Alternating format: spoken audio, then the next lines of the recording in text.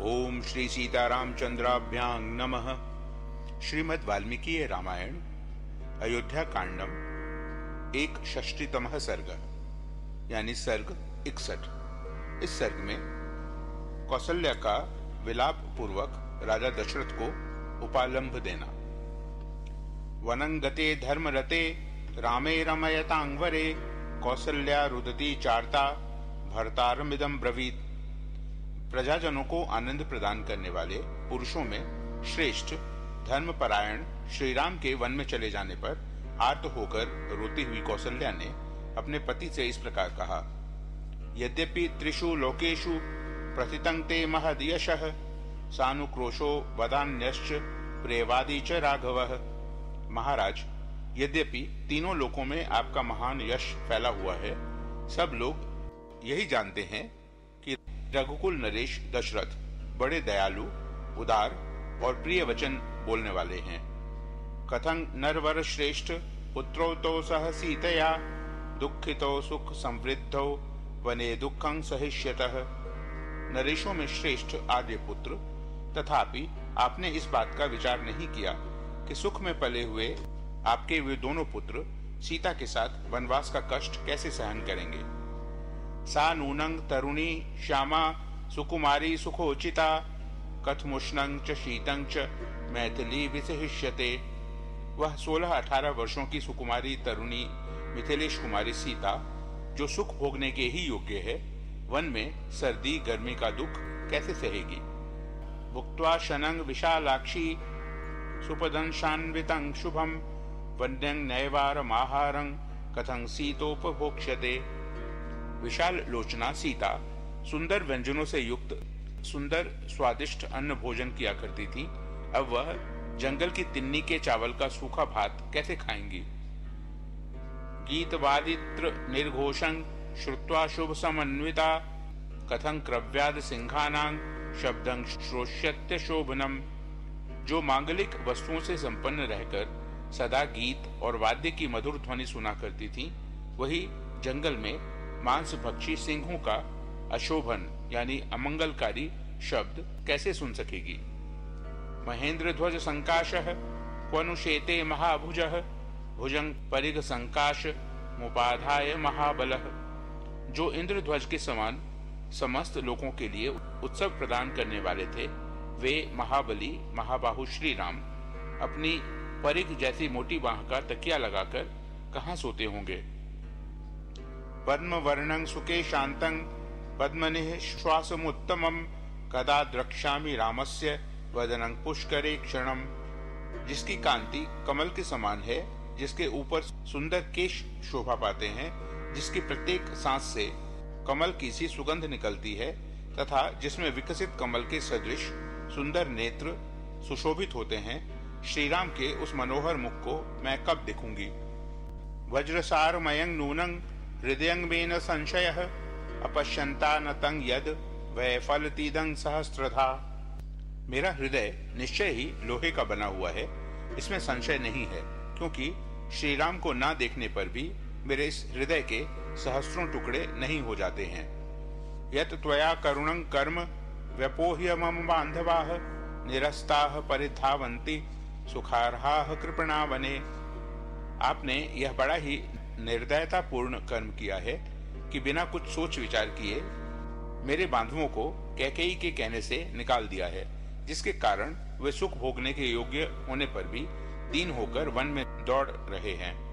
यदि 15 वर्षे राघवः पुनरेष्यति जह्याद राज्यं च कोशं च भरतो नोपलक्ष्यते। यदि 15वें वर्ष में श्री रामचंद्र पुनः वन से लौटे तो भरत उनके लिए राज्य और खजाना छोड़ देंगे, ऐसी संभावना नहीं दिखाई देती। भोजयन्ति किल श्राद्धे केचित् स्वानेव बांधवान् ततः पश्चात् समीक्षन्ते कृतकार्या द्विजोत्तमान्। तत्र ये गुणवन्तश्च विद्वांसश्च द्विजातयः न पश्चात् ते भी मन्यन्ते सुधामपि सुरोपमा। कहते हैं कुछ लोग श्राद्ध में पहले अपने बांधवों यानी दौहित्र आदि को ही भोजन करा देते हैं, उसके बाद कृतकृत्य होकर निमंत्रित श्रेष्ठ ब्राह्मणों की ओर ध्यान देते हैं, परंतु वहां जो गुणवान एवं विद्वान देवतुल्य उत्तम ब्राह्मण होते हैं, वे पीछे अमृत भी परोसा गया हो तो उसको स्वीकार नहीं करते हैं। ब्राह्मणेष्वपि वृत्तेषु भुक्त शेषं द्विजोत्तमाः नाभ्युपेतुमलं प्राज्ञाः श्रृंगच्छेद विवर्षभाः।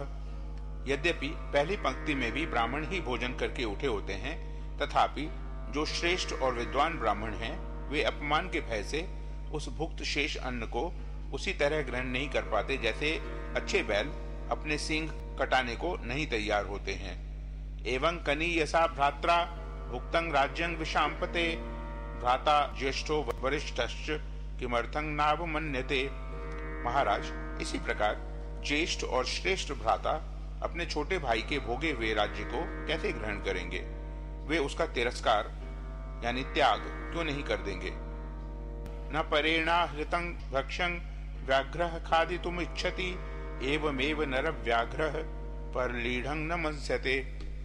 जैसे बाघ, गीदड़ आदि दूसरे जंतुओं के लाए या खाए हुए भक्ष्य पदार्थ यानी शिकार को खाना नहीं चाहता, उसी प्रकार पुरुष सिंह श्री राम दूसरों के चाटे यानी भोगे हुए राज्य भोग को नहीं स्वीकार करेंगे। हविराज्यं पुरोडाशः कुशायूपाश्च खादिराः नैतानि यातयामानि कुर्वन्ति पुनरध्वरे। भविष्य, घृत, पुरोडाश, कुश और खदिर यानी खैर के यूप ये एक यज्ञ में उपयोग में आ जाने पर यातयाम यानी उपभुक्त हो जाते हैं, इसलिए विद्वान इनका फिर दूसरे यज्ञ में उपयोग नहीं करते हैं। तथा यातमिदं राज्यं ऋतसारांसुरामिव नाभिमंतुम अलंग रामो नष्ट सोममिवाध्वरम। इसी प्रकार निहसार सुरा और भुक्ता विशिष्ट यज्ञ संबंधी सोमरस की भांति इस भोगे हुए राज्य को श्री राम नहीं ग्रहण कर सकते। नैवं विधम सत्कारं राघवो मर्षयिष्यति बलवानीव शार्दूलो वालधेर विमर्शनम। जैसे बलवान शेर किसी के द्वारा अपनी पूंछ का पकड़ा जाना नहीं सह सकता, उसी प्रकार श्री राम ऐसे अपमान को नहीं सह सकेंगे। न तस्य सहिता लोका भयं कुर्युर्महामृधे अधर्मं त्विह धर्मात्मा लोकं धर्मेण योजयेत्। समस्त लोग एक साथ होकर यदि महासमर में आ जाएं, तो भी वे श्री रामचंद्र जी के मन में भय उत्पन्न नहीं कर सकते। तथापि इस तरह राज्य लेने में अधर्म मानकर उन्होंने इस पर अधिकार नहीं किया। जो धर्मात्मा समस्त जगत को धर्म में लगाते हैं, वे स्वयं अधर्म कैसे कर सकते हैं? नन वसो कांचनैर वानैर महावीर्यो महाभुजः युगांत एव भूतानि सागरानपि निर्दहेत। वे महापराक्रमी महाबाहु श्री राम अपने सुवर्ण भूषित बाणों द्वारा सारे समुद्रों को भी उसी प्रकार दग्ध कर सकते हैं जैसे संवर्तक अग्निदेव प्रलय काल में संपूर्ण प्राणियों को भस्म कर डालते हैं। स तादृशः सिंह बलो वृषभाक्षो नरषभः स्वयमेव हतः पित्रा जलजेनात्मजो यथा। सिंह के समान बल और बैल के समान बड़े बड़े नेत्र वाला वैसा नरश्रेष्ठ वीर पुत्र स्वयं अपने पिता के ही हाथों द्वारा मारा गया, यानी राज्य से वंचित कर दिया गया। ठीक उसी तरह जैसे मत्स्य का बच्चा अपने पिता मत्स्य के द्वारा ही खा लिया जाता है। द्विजाति चरितो धर्मः शास्त्रे दृष्टः सनातनयः यदि ते धर्म निरते त्वया पुत्रे विवासिते। आपके द्वारा धर्मपरायण पुत्र को देश निकाला दे दिया गया। अतः यह प्रश्न उठता है कि सनातन ऋषियों ने वेद में जिसका साक्षात्कार किया है तथा श्रेष्ठ द्विज जिसे अपने आचरण में लाए हैं, वह धर्म आपकी दृष्टि में सत्य है या नहीं? गतिरेका पतिर्नार्या द्वितीया गतिरात्मजः तृतीया ज्ञातयो राजन चतुर्थी नैव विद्यते। राजन, नारी के लिए एक सहारा उसका पति है, दूसरा उसका पुत्र है तथा तीसरा सहारा उसके पिता, भाई आदि बंधु बांधव हैं।